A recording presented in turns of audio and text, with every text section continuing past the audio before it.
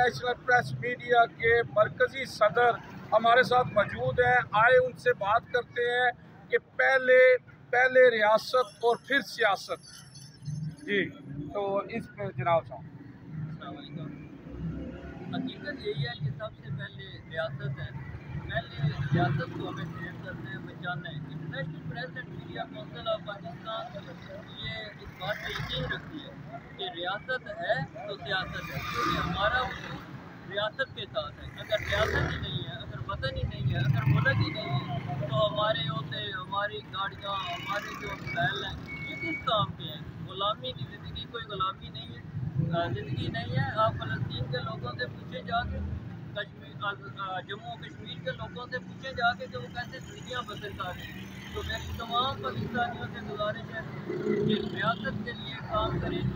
ये जो सियासी ग्रोह हैं, इनसे बालातर हो जाएँ, सियासी जमातों से बालातर हो जाएँ और वतन अजीज़ के लिए सोचें, पाकिस्तान की रियासत के लिए सोचें। क्योंकि रियासत है तो हम सब हैं, रियासत नहीं है तो हम भी कोई औकात नहीं रखते, हमारी भी कोई वक़्त नहीं है।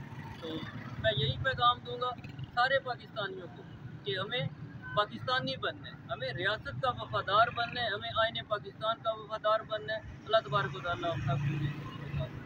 जी, बहुत शुक्रिया जी।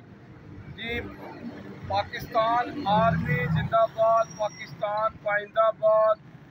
यूजी न्यूज़ जावा जी जिला।